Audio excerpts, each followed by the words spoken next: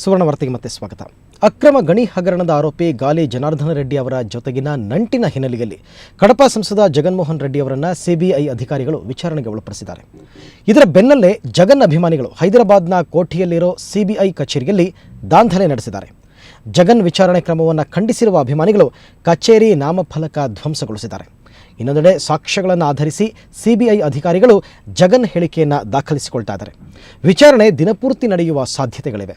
Obulapuram mining ಸಂಸ್ಥೆ ಸೇರಿದಂತೆ ಜನಾರ್ದನ ರೆಡ್ಡಿ ಅವರ ಹಲವು ಸಂಸ್ಥೆಗಳಲ್ಲಿ ಜಗನ್ನ ನಂಟಿರುವ ಶಂಕೆಯನ್ನು ಸಿಬಿಐ ಅಧಿಕಾರಿಗಳು ವ್ಯಕ್ತಪಡಿಸಿದ್ದಾರೆ. ಗಣಿ ಹಗರಣಕ್ಕೆ ಸಂಬಂಧಪಟ್ಟಂತೆ ಈಗಾಗಲೇ ಜಗನ್ ವಿರುದ್ಧ ಪ್ರಕರಣ ಕೂಡ ದಾಖಲಾಗಿದೆ. ಬನ್ನಿ ಬಗ್ಗೆ ಹೆಚ್ಚಿನ ಮಾಹಿತಿ ಪಡೆಯೋಣ ನಮ್ಮ ಪ್ರತಿನಿಧಿ ವಿನಾಯಕ್ ಅವರಿಂದ. ವಿನಾಯಕ್, ಸಿಬಿಐ ಕಚೇರಿಯ ಮುಂದೆ ಏನು ದಾಂಧಲೆ ನಡೆಸಿದ್ದಾರೆ ಜಗನ್ ಅಭಿಮಾನಿಗಳು, ಈಗ ಹೇಗಿದೆ ಪರಿಸ್ಥಿತಿ, ಏನಿದೆ ಹೆಚ್ಚಿನ ಮಾಹಿತಿ? ಹೌದು ಅರವಿಂದ್, ಜಗನ್ಮೋಹನ್ ರೆಡ್ಡಿ ಅವರ ಸಹಸ್ರಾರು ಅಭಿಮಾನಿಗಳು ಸಿಬಿಐ ಕಚೇರಿ ಎದುರು ಜಮಾಯಿಸಿದ್ದಾರೆ. ಏನು ಸಿಬಿಐ ಕಚೇರಿ ಮೇಲೆ ಕಲ್ಲು ತೂರಾಟ ಕೂಡ ನಡೆದಿದೆ. ಜೊತೆಗೆ ಸಿಬಿಐ ಕಚೇರಿಯ ನಾಮಫಲಕವನ್ನು ಧ್ವಂಸ ಮಾಡಿದ್ದಾರೆ. ಬಹುಶಃ ಈ ಒಂದು ಸೂಚನೆ ಸಿಬಿಐಗೆ ಮೊದಲೇ ಇತ್ತು.